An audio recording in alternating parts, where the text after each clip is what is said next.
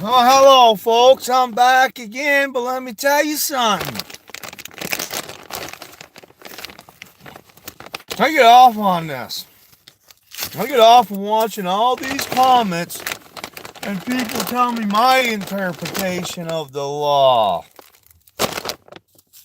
It's what I believe. I've never seen so many feeble-minded people in my life. I don't know how many times I have to say it. So let me make this very clear. Shapiro versus Thompson. United States Supreme Court ruling. Reno versus Cadan. Another U.S. Supreme Court ruling. Read it. Take a look at it. You know, all you guys think you know, and you want to make all these comments, and you don't have a clue whatsoever what you're talking about. When you sit there and tell me it's my opinion,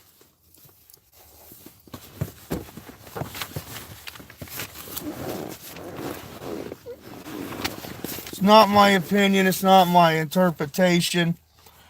It is the law. I don't think I can make this any clearer. The Constitution and your Bill of Rights are a very, very powerful tool. I know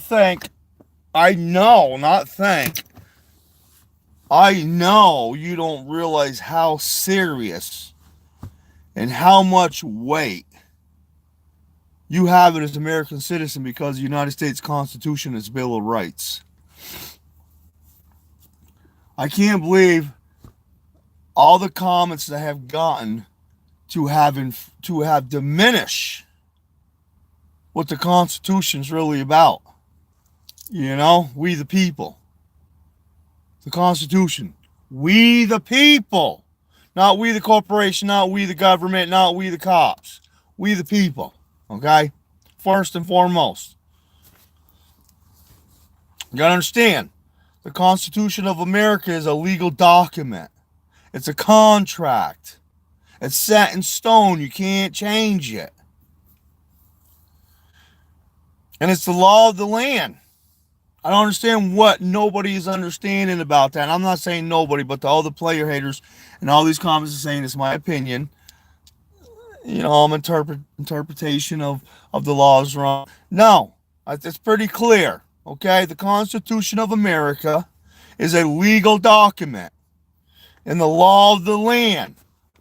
Period, folks. It's a legal documentation and it's the law of the land. It overrules anything.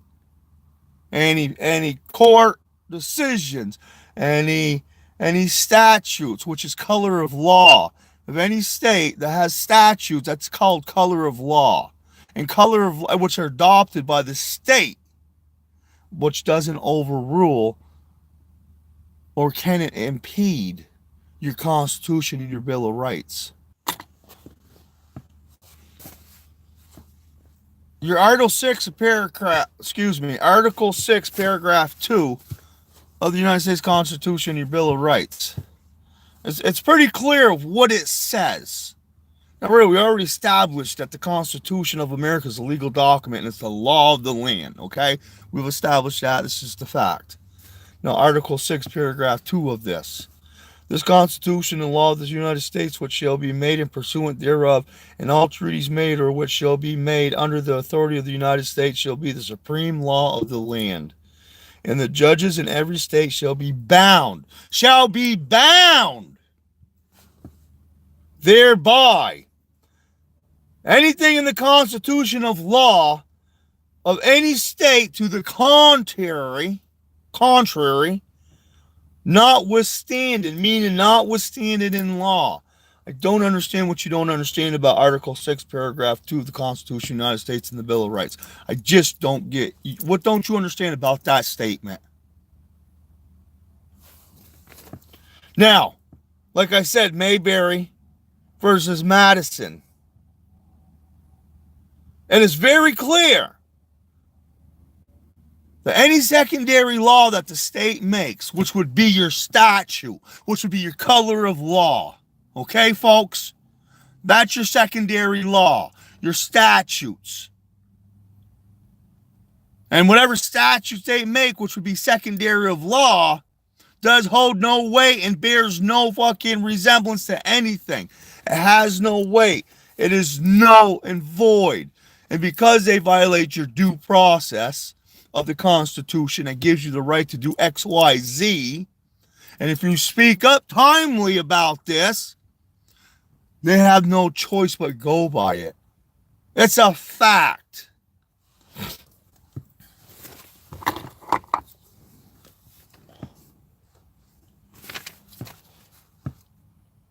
I don't understand what you don't understand about the Bill of Rights. Amendment 4. The right of the people to be secured in their person, have papers, and facts against unreasonable search and seizures. They can't just come on your property and start demanding you show your documentation. Let them come on your personal property and say, you have to show us your deed to your house. What are you going to tell the cops? You're going to tell them go fuck themselves. Well, your automobile is just as much sacred as your house and your documentation for your automobile is just as sacred as your documentation in your house when a cop comes and say you have to do this. You're in our society. And somebody goes, well, that's a private house. Yeah, you're right. It's a private automobile. It's no difference. You can't distinguish the difference. It's already been written. It's already been written. It's already been decided. Okay? It's just as much as sacred as property. The Supreme Court has already ruled. You got to understand now, you're the beneficiary. You're the beneficiary to that contract. I don't understand what you don't understand. You got a business. You go to that business. Cops come into your business and start smashing shit. Start taking things. Start moving things around. Start demanding they see your receipts for your books. What are you going to tell them? You're going to tell them go fuck themselves. You got a search warrant. Well, your automobile is no different. And the Supreme Court of the United States has ruled that.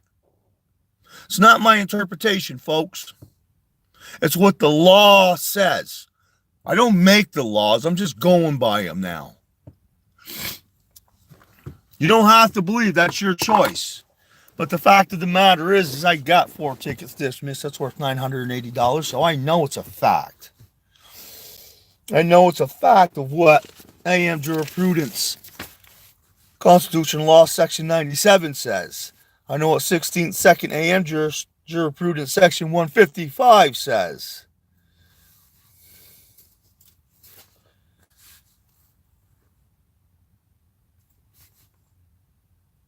I have a right to declare I have a right to demand a declaratory judgment, and they got to declare it. When you go in court and you say, well, I have a declaratory judgment, Your Honor, and you have to rule on this. It's a constitutional issue. Once you bring it up, they have to rule on it. Now, they might try to persuade you because they may think you don't know. You're not educated enough.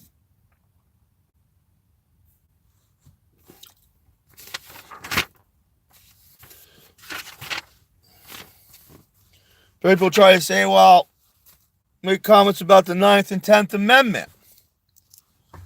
I learned this stuff from an attorney who's been at practice without a license in actual court for 26 years.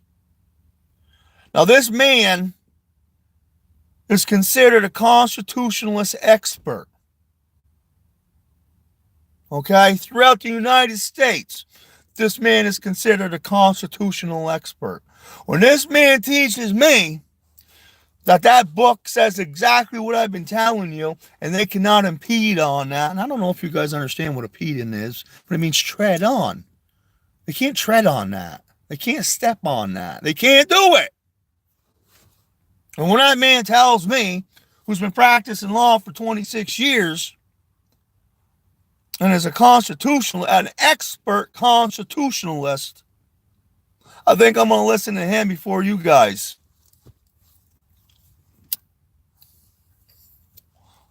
Because I did listen to him, I filed a motion for lack of jurisdiction over this person. You don't file a motion for just lack of jurisdiction. They got jurisdiction, folks. You got to file a motion that's lack of jurisdiction over this person. They don't got jurisdiction over you by the Constitution and the Bill of Rights, unless you're acting in interstate commerce, unless you break the law. Somebody said, well, statute is a law. It's only a law if it ain't a secondary law to impede or trump on what is already guaranteed. Don't you peeps understand what I am speaking? I can't speak it any clearer. You cannot make a secondary law. Secondary law is a statute. You can't make a secondary law that over trumps or impedes or diminishes what's already guaranteed. That's supposed to come forward when they make an amendment to the Constitution, to the Vermont Constitution. Anything there before that is supposed to follow, and they're supposed to make it stronger, not take away from it. It already says I can travel on a public highway, or a citizen can travel without being charged a license and fee. There's a United States Supreme Court ruling for that. Remember, you cannot make a secondary law that impedes or over trumps what's already guaranteed. That has to come forward. Okay, and that comes forward since they signed the Constitution of the United States and the Bill of Rights.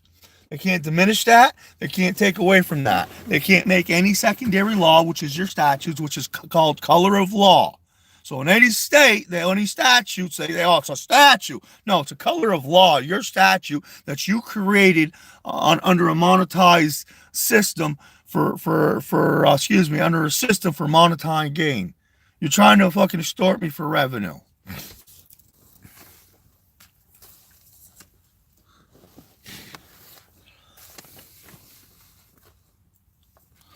Now, my comment earlier about the 9th and the 10th Amendment.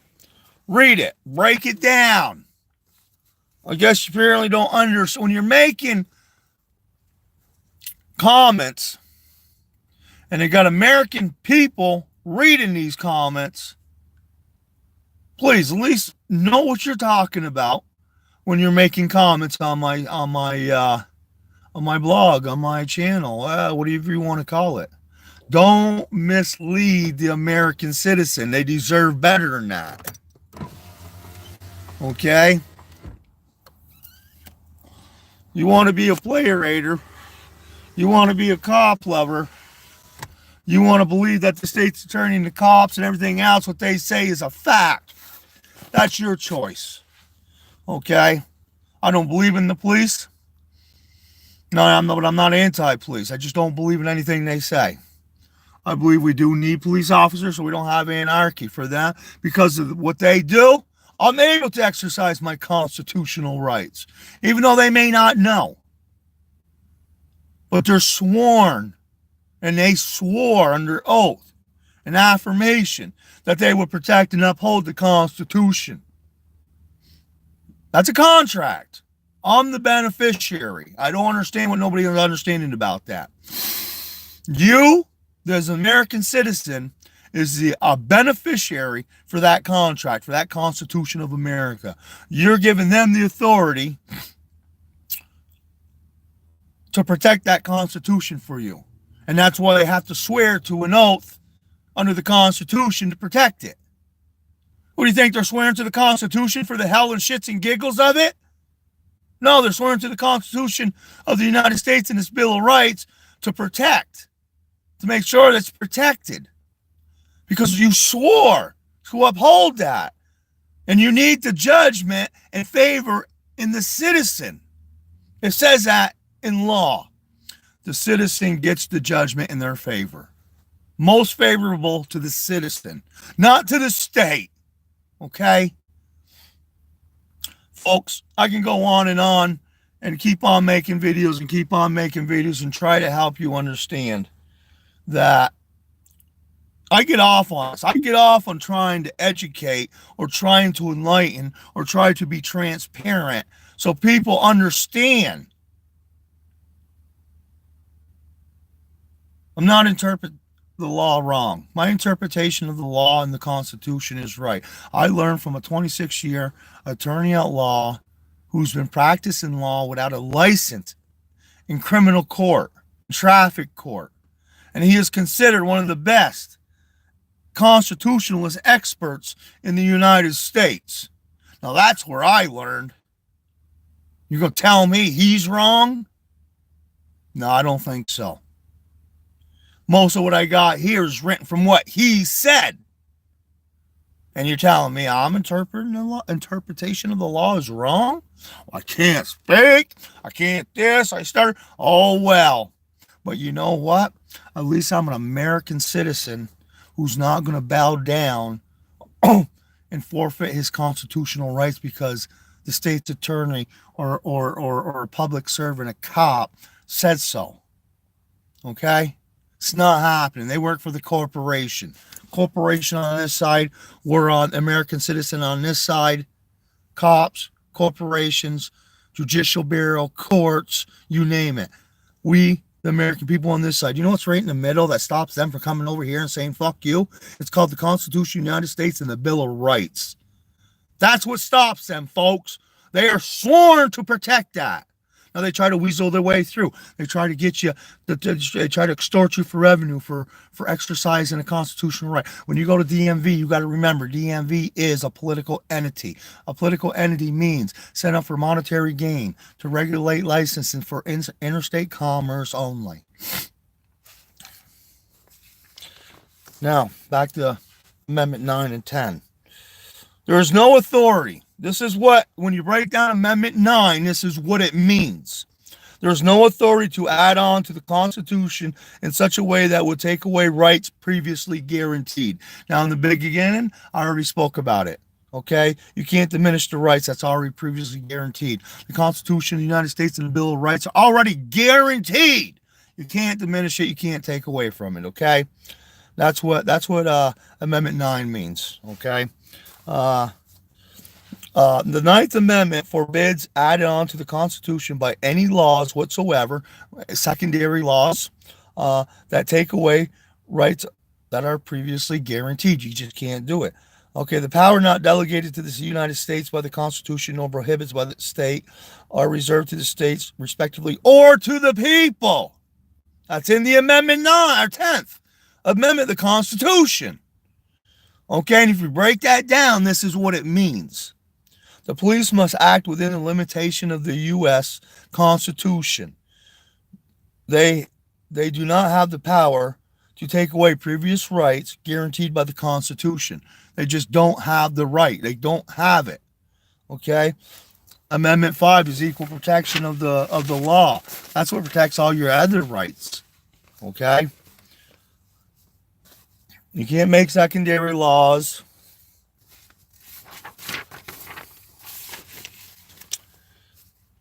Remember, if it's constitutional, it has to be judged in favor of the citizen, the American citizen, not the cops, not the court.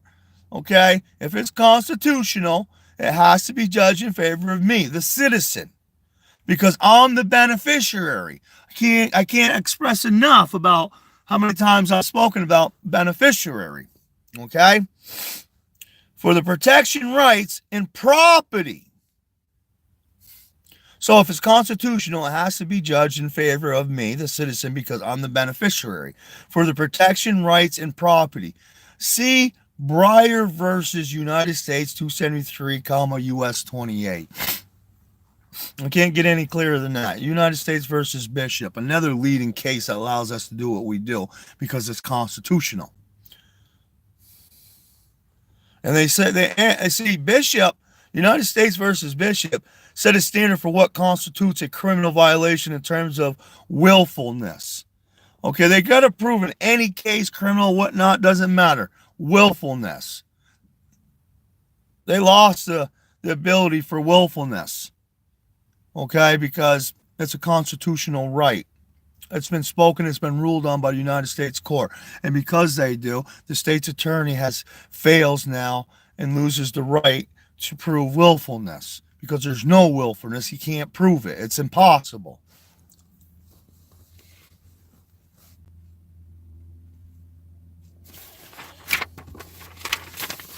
Okay, folks.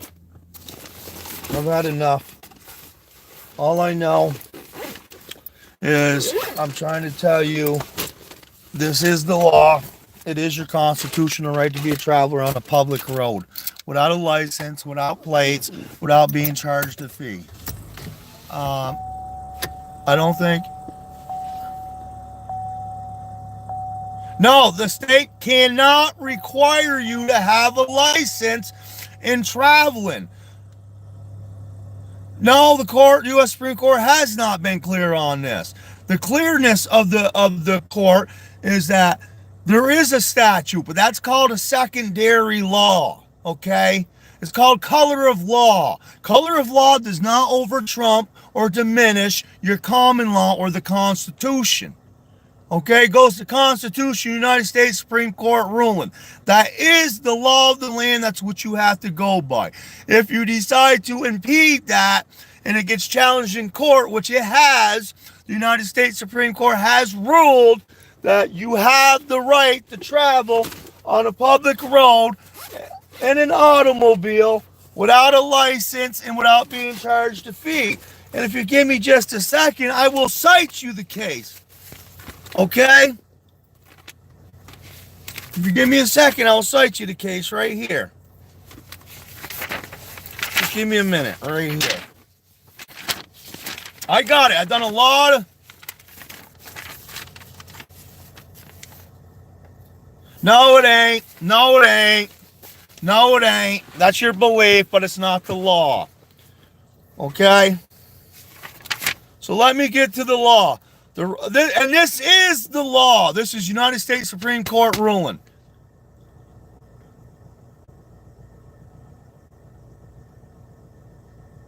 Yeah, you're right. For public, that means if you were to go on the public road and start driving in an erratic manner, then yeah, they have that right to make the road safe. But if you're going about your business in a safe manner, not trumping anybody else's right, not causing any rift, then you have every right to travel.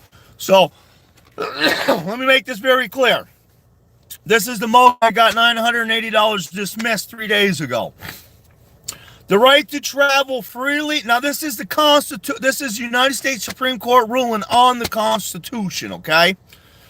Because you got a lot of comments saying you don't have a right. Yes, you do. You have the right to travel without a license behind a wheel on a public highway. Okay, the right to travel freely, unencumbered, and unfettered is guaranteed as a right and not a mere privilege. That first statement, I don't understand what you don't understand. The right to travel freely, unencumbered, and unfettered is guaranteed as a right and not a mere privilege. It's not a mere privilege. It's not a privilege to travel, okay? That is the right to travel. Such a basic right, it does not even need to be mentioned, for it is self-evident by common sense that the right to travel is a basic concomitant of a free society to come and go and from length and breathe freely, encumbered and unfettered, distinguishing the characteristic required for a free people to exist in fact. Now, that's Shapiro versus Thompson. I'll even cite the case for you so you can read it and educate yourself. Shapiro versus Thompson, 349 U.S. 618. Read the case. That's a United States Supreme Court rule. Operating a motor vehicle is a privilege. I don't deny that. Operating means, and the legal definition has been ruled on by the courts. Operating means interstate commerce. Vehicle means interstate commerce. Traveling does not. That's your constitutional right. There's a separate. You can't make a secondary law that over trumps your right to travel. The United States Supreme Court has ruled.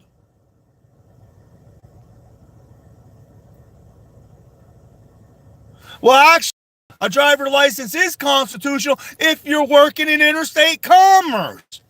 I'm reading you the law, folks, okay? Now, let me get to the part where it says, no, you're wrong, okay? You're dead wrong. Okay, now let me finish reading.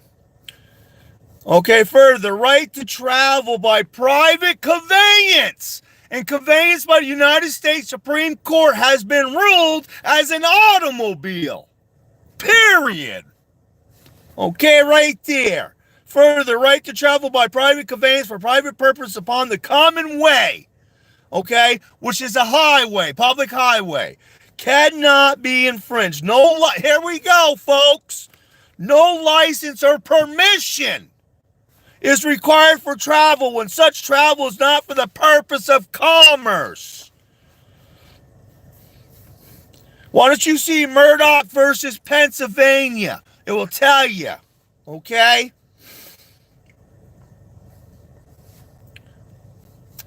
And if the state erroneously convert basic rights into a privilege and requires a license or fee, a citizen may ignore this.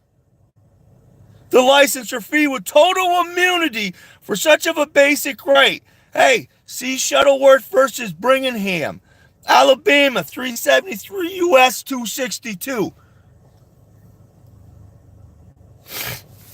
That's the law, folks.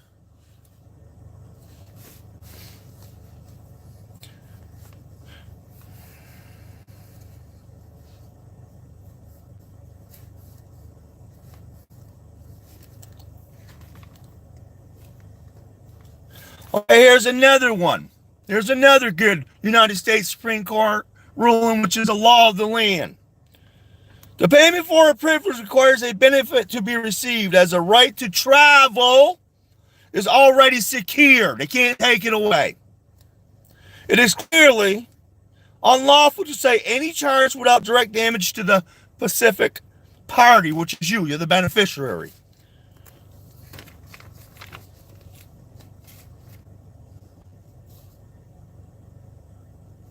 You didn't waive any constitutional rights, bud. Okay? You never waived any constitutional rights when you went and got that license. They have to, by law, give you notice that you're giving up a right to exercise a privilege. A lot of people don't realize you have the right to travel without a license. They just don't get it. I don't get it. I don't understand why they don't get it. But people just don't, and then they want to cite cases. They probably cite cases and they hear something, well, that's what it means. And then they cite it and they didn't even read the case. You know, that's about the gist of how that normally works. I don't default nobody for that.